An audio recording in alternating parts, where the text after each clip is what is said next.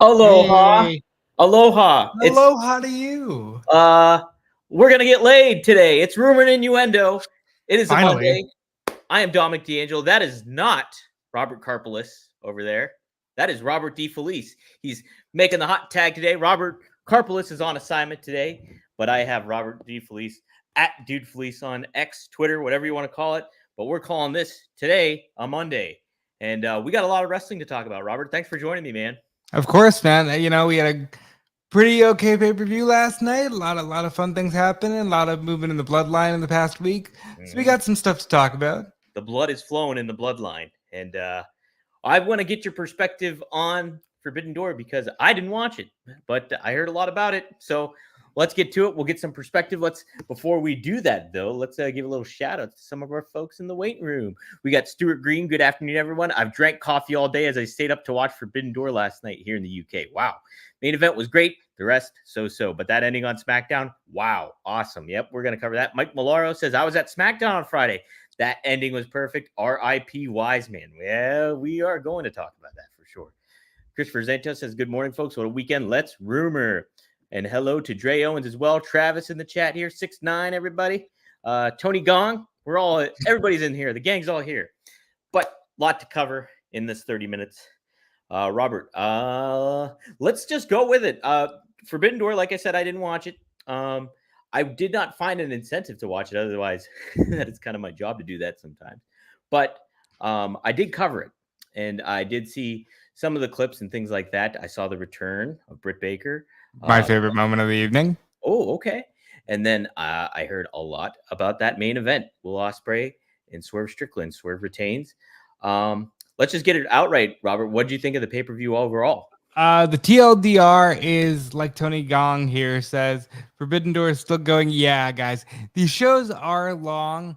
It is for like a different audience than the WWE show, but these shows do tend to run extremely long. I thought it was pretty well done. Like, again, these pay-per-views never miss from an in-ring capacity, if that's your deal. I think we're in a place now where the people who aren't going to like it probably just aren't going to like it. You know what I mean? Like, or if you were a Sting fan and Sting's not doing the thing anymore, or Punk and Punk's in WWE, it's not going to be your thing. I thought it was a really well wrestled show. I thought, the moments that needed to deliver did deliver. Swerve and Ospreay had a great main event. I'm not a fan of interference in my main events, but it does set up an out for Ospreay to leave Don Callis and officially move beyond being a pseudo heel, because he never entered the company with any heelish tendencies whatsoever. I think that's probably the best. Like I said, my favorite moment personally was the return of Dr. Britt Baker. She's a legit pillar for the company. She came back to confront Mercedes Moné, who had just captured the New Japan Strong Women's title, and they're going to have a banger feud, and I think that'll be really fun because these are two women who they're great in the ring, but they're also more character driven. I'm looking forward to seeing what they do, and I'm glad that Britt Baker's back after almost 10 months away. Yeah, and I think, Robert, you make two great points in regarding both these occurrences here. When it comes to Ospreay, him losing makes a lot of sense, and in turn, I think it continues to elevate that AEW International title, whatever they want to do with it. Because if he was the world champion and the international champion feels as valuable as the Continental Championship or anything else that's not that very to the forefront of things. Here, you have Ospreay to give this Ospreay an opportunity to further establish this international championship, much like Orange Cassidy did. And there's a lot of titles. There's just a lot of titles. And you almost need to consolidate some of these two. That's a very common criticism. Somebody on Twitter was saying there was no tag team or trios titles defended, and that's true. But we did see tag team champions in a match with Okada against Tanahashi and the Acclaimed, and that was a fun thing. Tony Khan can say he booked Okada versus Tanahashi in some form or fashion. I know that's a big deal for him. I think, and this is probably the biggest news of the night, actually.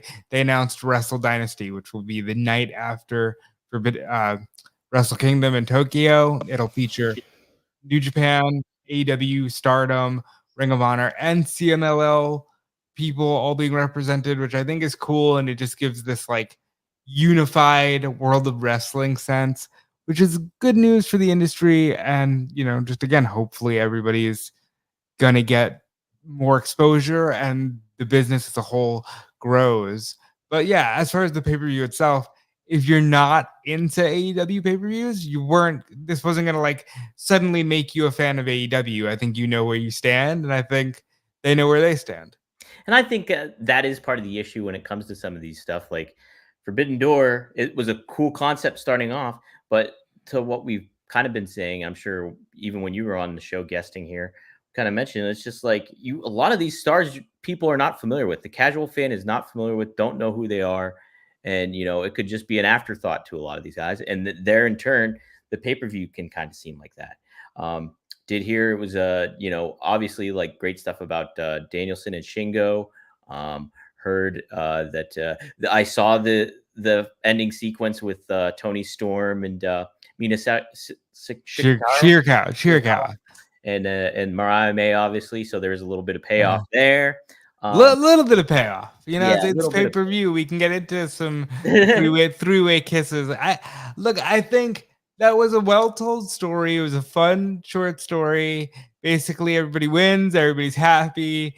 The crowd gets to seize a fun moment. I thought that was really good and really strong. I did find out later, because I did not stick around for the scrum, that they just danced and Tony Storm didn't answer any questions, which I just think that's tremendous. And she's those fucking scrums. She's just doing the thing where she continues to do whatever she wants during the scrums, and I think that's tremendous. Yeah, that's fantastic. Yeah, like it's funny to kind of make, obviously the media is there and like people should act professional, but obviously this is pro wrestling and it's also there usually a lot of people aren't professional there, so why not just have fun with it? Yeah, I mean, we talked about this when we talked about the Money in the Bank scrum, where it's like, look, yeah, they should be professional, but also when you've got that going on, can you really be super duper professional? I don't necessarily blame either party because it's just a weird arrangement. Yeah, 100%. Something else I wanted to mention too about the pay-per-view that I thought. Any other big takeaways for you from that show? When it comes to storyline development or anything like that, Robert? When it comes down to storyline development, I would say, I'm really hoping Danielson wins. I don't think he will. I think it'll be Hanger. But I want to see Danielson just, like I said, Tony Khan should just be like, no, I am the boss here, and I want your name in my record books, so you're going to win this title here. Absolutely, 100%. I'm hoping it's like just a kind of like they're working everybody, where it's just like, okay, well, we can rule Danielson out, and here he ends up winning it, because it's got to happen. If you're Tony Khan, you need to have him win that title and make it feel more legitimate. You need to make your promotion feel more legitimate. I love Danielson. Danielson's probably my favorite modern wrestler right now or ever, and I would just I think it would behoove him and AEW if he won that title, because I mean, he did an interview with Justin Barrasso of Sports Illustrated. He's like, yeah, I don't need to be the world champion. I don't want to be that guy. And it's like, brother, you're retiring anyway. It doesn't matter. You'll have it for like 2 months. Just win the world title for the sake of this company. Yeah, 100%. It's like it's only helping the company. It's not hurting it whatsoever. But yeah, overall, like just felt like I heard like the Ospreay sort of match was one for the record books in a lot of ways. But we didn't talk about this. Obviously, we saw this coming going in. Jack Perry did win the world title, and that's that's what we all saw happening. It was a great ladder match. I saw a great take. I believe it was Ibu from Wrestle Purist who said, I love this ladder match because I'm legitimately concerned for everybody's well-being, and that's exactly as it should be. They did some crazy stuff, and Jack Perry gets the belt. He gets to kind of move up the ladder. Good match. But again, all of these things, it's like a standard AEW pay-per-view at this point. It's not the blowaway that it was because you're used to these now, but it's still a very good show. And if you like that kind of thing, go out of your way to see it. Yeah, absolutely. And hey, if you want to be blown away in the bedroom, May I introduce to you a little bit of Blue Chew. This episode of Rumor and Innuendo, as always, is sponsored by Blue Chew. Let's talk about sex. Guys, remember the days when you were always ready to go? You can increase your performance and get the extra confidence in bed. Listen up, BlueChew.com. The Blue Chew, that's like the dynamite. Blue Chew is the unique online service that delivers the same active ingredients as Viagra, Cialis, and Levitra, but in chewable tablets and at a fraction of the cost. You can take them anytime, day or night, so you can plan ahead or be ready whenever an opportunity arises. The process is simple. Sign up at BlueChew.com, consult with one of those licensed medical providers, and once you are approved, you'll receive your prescription within days. The best part, it's all done online, so no visits to the doctor's office, no awkward conversations, and no waiting in line at the pharmacy. Blue Chew's tablets are made in the US of A, like Jim Duggan, and prepared and shipped direct to your door. It's in a discreet package as well. Does it work? Don't think you need it? Try it free and see. You gotta love it. The BlueChew.com wants to help you have better sex. Discover your options at BlueChew.com. Chew it and do it. And we got a special deal for our listeners. Try Blue Chew free when you use our promo code RUMOR at checkout. Just pay $5 shipping. That's BlueChew.com. Promo code RUMOR to receive your first month free. Visit BlueChew.com for more details and important safety information. And we thank Blue Chew for sponsoring the podcast. I do want to be very clear here. Tony Gong says, with Blue Chew, you'll last longer than Forbidden Door. That is not okay. You should consult your doctor if you last even a quarter of the length of Forbidden Door. But the point is, I don't know why the code is rumor, because, ladies and gentlemen, it's no rumor. You want that Blue Chew bump in the ratings and in your bedroom performance. So go ahead and check them out. Check them out. Check them on out. And hey, speaking of blue, let's talk about that blue brand, SmackDown. What went down? We had some obviously Money in the Bank qualifying matches going on, but the big takeaway from SmackDown was what the Bloodline, the new Bloodline, did to Paul Heyman in Madison Square Garden. Nonetheless, it was a really buzzed about segment after the fact. I haven't heard a negative thing about it. I watched it. Robert, what did you think of that segment? I thought it was perfect. I think it takes a very special crowd to cheer one Paul Heyman, and I mean intentionally cheer Paul Heyman, where he actually turns babyface by saying, "I will not acknowledge Solo as my tribal chief," and he just immediately gets a Samoan spike to the throat. He gets taken out with the Shield powerbomb through a table. I thought about this. I don't think this is the end of Paul Heyman on screen, but if it was, what a beautiful place, because it's the Garden. It's the place where he started as a photographer. I think that would have been a great place if Paul was choosing to just be out as a character. That's a good send-off. But no, I thought this was great. I think the new kind of aura of the Bloodline, where you've got, Solo going, my MFT, step up and acknowledge me. And they all one by one, yes, I acknowledge you.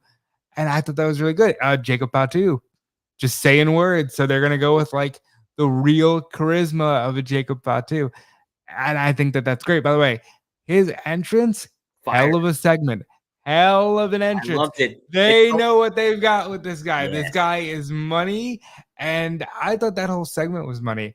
I think the beads, the red, lay just being too much for Heyman. And he's just like, no, you're not my tribal chief. Roman is. It was so good. It was truly art, and it breathed new life into this kind of stale story, because they've had so many like, it's great, it's stale, it's great, and right now we're in another high. And yeah, like Jake says in the comments here, Jacob is a star already. And I know a lot of the joke is, he's just going to eclipse Solo right away. And that's not necessarily true. I think Solo can find his own lane. But this guy, he's so good. And everybody here played their parts to perfection. And you said it too. It's like everybody played their roles. I think from Tama Tonga to Tangaloa, like them just being like kind of stoic and menacing there. But then you have Solo Sikoa kind of accepting this, like, hey, I'm accepting this reaction that I'm getting, but I don't give a crap about it. Like, I don't care what you guys think. I think the fact that he kind of plays it almost understated and maybe doesn't do it to a huge charisma level adds to that, because he's it sets stuff up so much more because you can play into like his insecurity of not being that tribal chief and not being acknowledged and certain things like that. And then, yeah, there's nothing wrong if Jacob Fatu overshadows him, because that's the name of the wrestling business. And I think you can play into that as well. It was so well done. And even like the stuff with Heyman, how he kind of set it all up. Bloodshot eyes looked like he was with my buddy RVD. And then he also like kind of just You flat just out. let some of the stubble come in. They did a Yeah, great thing let the with this. stubble come in. He's stressed out. You can tell he's not in He's the not best dyeing place. the hair, like he's just letting it all go. Yeah. And this is just too much for him. I think he's been a nervous wreck since Roman left him at WrestleMania. I think he's just been torn to pieces. And this was so much fun. Yeah. And what a great venue to tell this story, you know? And that's kind of the fun in WWE and having the years and years and years of lineage, is you get that ability to call upon that. And it's in this great time where, you know, you also had the Cody story. Yes. And they did a great thing with him off air. They ended up uploading it to YouTube, but where he gets to hold up the actual title belt that Dusty won. And there's just so many stories intertwining in the Garden. I think WWE does themselves a disservice by not running TV and pay-per-view at the Garden more often. I know it's not the Northeast territory that it was, 30 years ago or whatever, but like they do themselves a disservice by not going to that building more, because it's magic. I completely agree. Yeah, it's so cool, and that crowd was eating it up. That pop for Heyman too was enormous, and just a really well done segment. What a great way to close out the show. Gives people more hunger for Roman to come back when he does, and that reaction he'll get is going to be big time too. So they really set some good stuff up there. Any other thing you want to talk about SmackDown before we preview Raw? Good move putting Tiffany in Money in the Bank. Yep. She's a strong favorite for me to potentially win it. I think for me right now, I'm thinking it's her, and I'm thinking it's either her or Chelsea. So they're going with a different direction with Money in the Bank in that way, I believe. And, I'm very excited there. And I'm excited to see if DIY can win the tag titles this Friday, because they announced that. They announced that. And I thought it felt like a big deal being at Madison Square Garden. They didn't do what I thought they were going to do, where kind of make the set unique and make it feel like you were in MSG, but it still felt unique. Like it was like really simplified down in a lot of ways. And I think that kind of helped the ambiance, if you will, of it all. So I did enjoy that. I will say that much. But yeah, let's preview WWE RAW tonight, what they have on the card. I trying to look and see what it is exactly. I thought I put it in. Right now they have the main talking point is going to be the final men's qualifier. It'll be Drew McIntyre versus Sheamus versus Ilya Dragunov. Oh, now Dragunov, this is his second time being announced for a qualifier, because he was supposed to take over for Gable. Yes. I have to assume this is Drew, and then this just plays into Drew Punk even more. But there is always a good chance that maybe we don't even go that far and Dragunov gets the win. But if I had to put money on it, I'm going with McIntyre. You're going McIntyre? I'm going to go wild. I'll say Dragunov. Dragunov isn't going to do it. All right. And then you got on the women's side of things, you got Zoe Stark, Dakota Kai, and Ivy Nile qualifying for a spot in Money in the Bank. And that's more of a toss-up to me. Yeah. I'm going to go with Ivy just because I think there's more to the Chad Gable of it all. Yes. If they go with Ivy. I'm with you on that one. I think Ivy takes that one too. And I think that, that automatically helps move her up because she's in that match. And I think you want to put more of a highlight on her too, because she's very talented. So. And then you've got, for the first time on television, Rey Mysterio versus Dominic Mysterio one-on-one. And I think this will be a really fun match. And I'm going to guess we see some Liv Morgan here, and Dom gets the win over his father finally, and she can go, "Yes, see, Rhea never helped you beat your deadbeat dad." Wow. I did. Come on. So I think I'm going to go with Dom finally gets the win over his dad. Okay. I like that. Man, That's some forward thinking there, Robert. What are we And gonna see then, from the Wyatt Six, do you think? oh, I think we get another video package. And I think because we've seen Nikki Cross Mm-hmm. doing the Abigail bit, I think it should be Nikki Cross talks next, and you can just go with, "Hey, your friends left you." You know, it could be she's talking to Uncle Howdy. Your friends left you. I can offer salvation. I see something in you. You embody her spirit, whatever it is that you're doing. I think you got to continue these packages that say, these are how these people got picked to be these characters. I think that's very cool to do, and yeah, you don't have to have them there. Like you can have them there, like show up like Nikki did. Maybe have somebody at one of the other ones drop off the tape this time and walk away, and then you play it, and then there's Nikki's Cross's story behind that. And I think that's how you can kind of further the long game of this story too. And then you humanize these everybody in this faction, and it makes it mean a lot more too, because you're not giving everybody everything all at once. It's all like getting trickled out. You're seeing it. There's still that air of mystery, what they're about, but you're still making that connection with everybody. Robert, I'm getting more connected with the summer, and I'm feeling pretty darn good. Looking pretty darn good. I got to tell you, I see your hat here. You represent Mr. One of a Kind. That's it. Yes. Wait, were you picking that hat up at Dom? But I got to say, this, I feel like I'm Tom Selleck here in Magnum TA. But I guess where I got this at, Chubby's, guys. Chubby's is one of our new sponsors. We're very happy to have him here. And I love this shirt. They have so many different selections that you have, different kind of styles of it, different feel of it. I got their one faded one that I really like a lot right here. And you can get 20% off your order by going to chubbysshorts.com /rumor. That's chubbysshorts.com /rumor. Some great stuff. I got this button up. I got some nice shorts. I feel like it's summertime and I'm ready to roll. Summer Slam's rolling right around the bend here. You better believe once I go to Cleveland, I'm going to be wearing this stuff while I'm doing interviews. You watch and see. I'll be all decked out and that stuff. So, and here's the thing: they got styles, they've got swim trunks, they've got something for everybody. Like if you want to look casual but also keep the cool, you go to Chubby's, and they're gonna keep you covered with that code Rumor. And guys, literally something for every occasion. So you're gonna want to pick that up. Absolutely. And that, like, I remember too, I was in Tampa for Royal Rumble and I walked into a store and there was all this Chubby's merchandise and it was great. It was great. And I like loved the feel of it. I loved everything that they had. And there were so many different offers too, just for, and yeah, like Robert said, swim trunks, button ups here, shorts, and then they have stuff for kids too. So yes, go to chubbysshorts.com and /rumor and use that promo code rumor, get 20% off your order. We thank Chubby's a lot for your sponsoring this podcast. We're excited to have them as a sponsor. So cool. As far as anything else goes, what is some other expectations for you for Raw, Robert?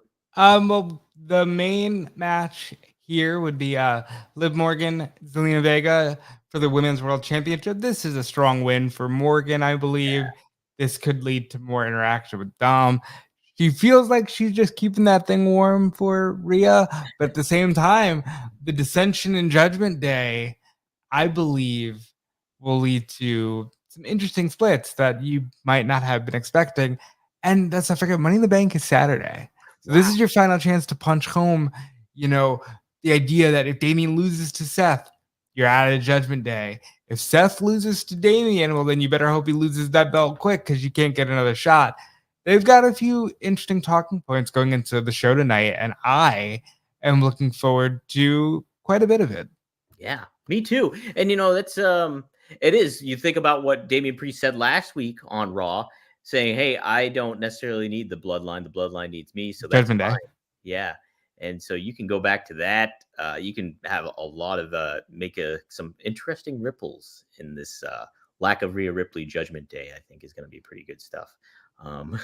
So yeah, as far as anything else goes, news wise, wanted to see, did you get to catch, what was it? The Shelton Benjamin's comments about the, yeah. And I think that was look, he commented on a segment from a 2009 ECW where Yoshitatsu debuted and he did the stereotypical racist bait for feuding with the Japanese guy. Yep. He denounced it. He said it's the one thing he wishes he could take back. And he said he's glad the segment ended with him getting kicked in the head. I think that's short, sweet, and to the point. Yeah. I think it's genuine. I think Shelton Benjamin's a good dude for even saying it when he doesn't have to. You know, No. nobody was calling on Shelton Benjamin. Hey, you speak out against this 2009 segment you did. Nobody was doing that, but he's a good dude and did it himself because, yeah, that in hindsight, that's a stupid segment that was probably being done all too often back in those days. But I think Shelton Benjamin handled it perfectly. I do too. And it's like, yeah, that's a segment that's obviously under Vince's watch. So you're like, there's nobody ever faulted Shelton for doing something like that because it was just, that was bad. It was not a, it's such a we're one, but we're used to, as wrestling fans, unfortunately, we're used to that kind of stuff. Oh yeah, there is a definite, I don't want to say blindness, but like there's a numbness to these racial stereotypes and these kinds of characters. And you go, you're watching a TV show. And I think if we're honest with ourselves, like that's just completely gone. And even when you see something like that, you should be calling it out, and that's again why I say good for him for doing so. Yes, I agree. And you think too what WWE does now with a lot of the talent, whether they're, international or they're domestic, it's like they focus more so on a character or a persona, and then they embrace the talent that that person has in the ring or everything to that effect. Like Io Sky, yes, she's she's Asian and stuff like that, but she's not.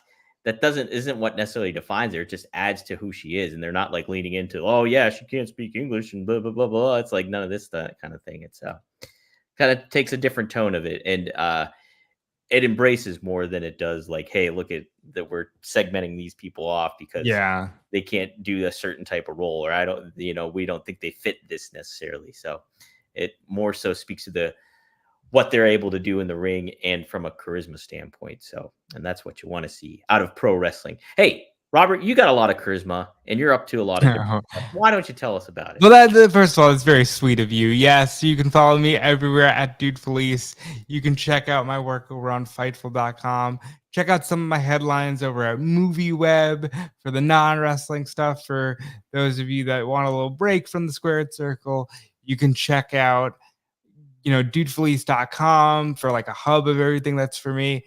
If you want more wrestling stuff, check out Smark Out Moment, check out Fanboys Anonymous, but also you should be checking out One True Sport because I'm helping Don out with some stuff over there. Don, what we got going on at One True Sport? And where can I get that sweet, sweet hat you got going on there, buddy? Hey, yeah, you can go to onetruesport.com /RVD/collections. You'll see this hat available now. It's got the RVD logo on there that I made up. And then we also got the One True Sport logo showing. So take a look. And you got a tank top to match over at onetruesport.com /RVD. Absolutely. And guys, speaking of RVD, you can catch a new episode today at rvdtv.com. Drops at 4:20 p.m. Eastern. Damn right it does. Yes. And we cover Rob's A&E documentary. I ask him questions about it. We do some follow-up questions, and he breaks it down for us. Really, really fascinating conversation. Some great stories about his kickbox trainer that was in there. And then also about, we talk about Triple H, and he gives an awesome perspective about Triple H and stuff. So be sure to tune into that today at 4:20 p.m. Eastern Standard Time. And help us out on the podcast audio numbers with that. Be sure to give us a 5-star review, 5-star Frog Splash, all that stuff on there when you can. And then tomorrow, Robert knows about this one. Straight Talk with the Boss, Magnum TA, Greg Gagne. The big focus this week was gimmick matches and how they work and everything like that. And plus, we answered a lot of fun questions on there. And I'm going to say, too, if you want to get in there early, you can check the live recordings on Thursdays. Yes. And, you hit us up and maybe we throw your comments up on screen. You get to talk with Magnum TA and Greg Gagne, two of the greatest legends in the wrestling industry. And we talk also about a lot of cool stuff from Power Town, wrestling action figures. And if you like action figures, you might want to stay tuned about 6 o'clock today. I think there's going to be something that you guys might like from powertown.com. Yeah, absolutely. Powertownwrestling.com. Be sure to check it out. Their Ultra Series are awesome. And guys, this has been awesome. Rumor and Innuendo. You can find it on Rumor and Innuendo YouTube. You can find it on Ad Free Shows YouTube when we're not bumped by that nasty heel Jeff Jarrett. Working. He's a baby face now. He's doing it for Owen. He's a baby. He's a heel though in ad-free shows. Just kidding. You can find us on SE Scoops' X account. You can find it on Rumor Innuendo X account. You can find it on my X account and the Podcast Heat X account. But guys, you can find us tomorrow at the same time, same bat channel. July 2nd. We're furthering that at 12 p.m. Eastern Standard Time. Robert, this has been good stuff, but guess what? I'm firing you again. Good luck in your future. You can't do this to me. You can't fire me. You're gone. I quit. You're gone. I quit. See you guys. You're not fired.